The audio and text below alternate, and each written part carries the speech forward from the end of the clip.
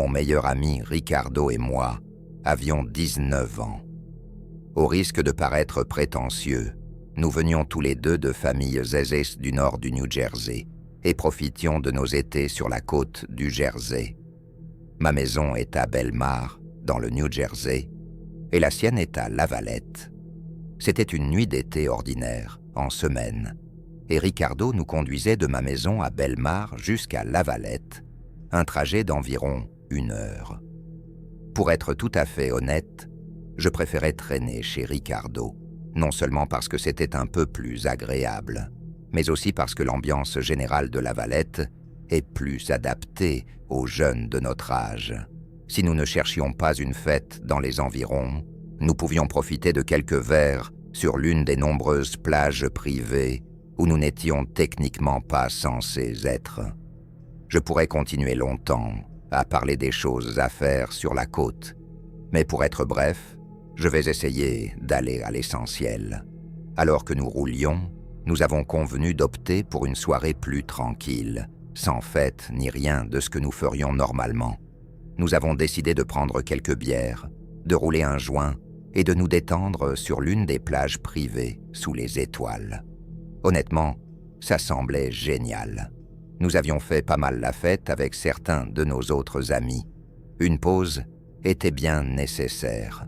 Pour ceux qui ne connaissent mal pas la disposition de Lavalette, il y a un côté plage et un côté baie. La plupart des plages ont une dune vraiment haute et une pente raide en s'approchant de l'océan. Si vous vous teniez au bord de l'océan et que vous regardiez en arrière, vous verriez une colline de sable assez imposante.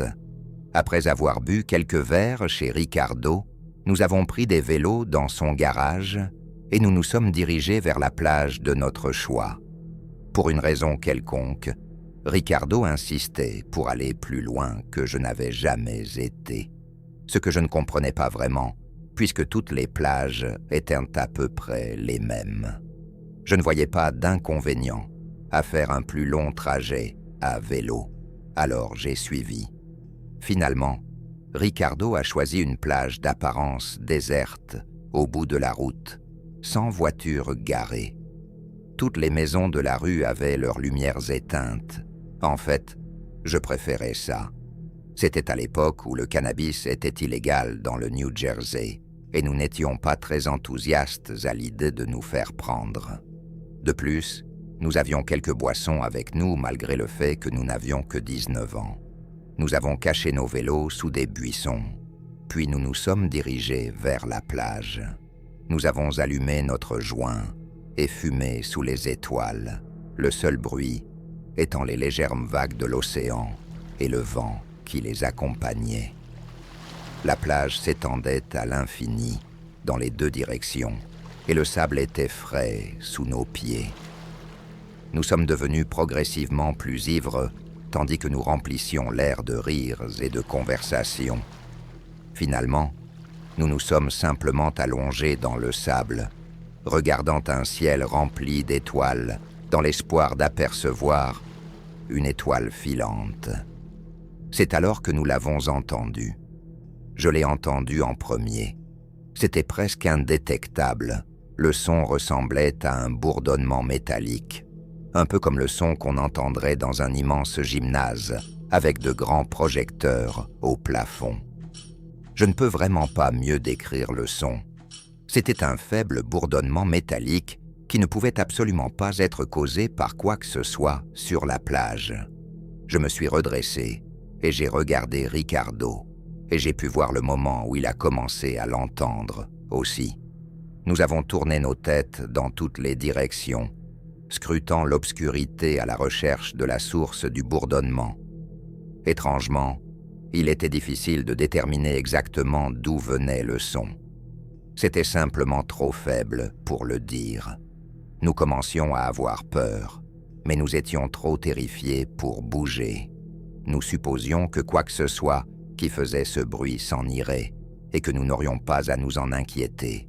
Il était littéralement impossible qu'on puisse nous voir depuis notre position sur cette plage. Il faisait beaucoup trop sombre et le bruit de l'océan couvrait certainement tous les sons que nous avions pu faire. Je sais que ça ne semble pas particulièrement effrayant, mais je mentirais si je disais que mon cœur ne battait pas la chamade. Le bourdonnement continuait, et après quelques minutes supplémentaires, Ricardo m'a fait signe de le suivre. J'ai acquiescé. Partir était définitivement la meilleure option. Comme dans une scène de film, à la seconde exacte où nous nous sommes levés, le bourdonnement est passé de 1 à 5. Il m'a fallu toute ma maîtrise de soi pour résister à l'envie de crier de peur. Ce n'était pas un changement progressif, le son a littéralement augmenté en une fraction de seconde, et il venait définitivement de notre droite. J'ai senti les poils de ma nuque se hérisser, et une vague de peur m'a envahi, crispant mon corps de la tête aux pieds. Nous fixions l'obscurité, et ne voyions toujours rien. Mais maintenant le bourdonnement semblait si proche de nous que nous avons instinctivement commencé à courir vers la dune de sable. Je ne savais même pas de quoi nous fuyions. Tout ce que je savais, c'est que quelque chose n'allait vraiment pas, et que quelqu'un ou quelque chose était après nous.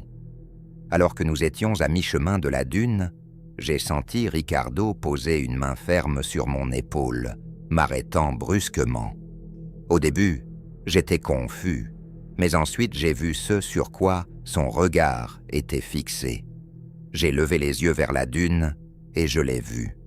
Il y avait une silhouette sombre qui se tenait immobile au sommet de la dune.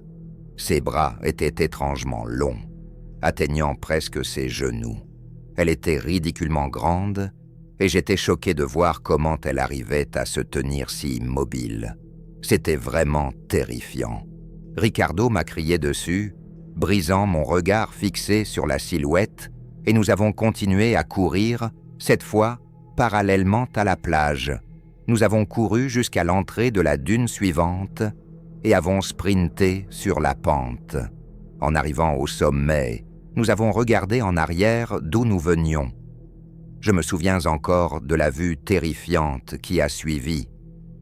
Non seulement la silhouette sombre était toujours sur la dune, mais il y en avait peut-être 3 ou 4 de plus qui se tenaient immobiles sur la pente, chacune semblant nous faire face.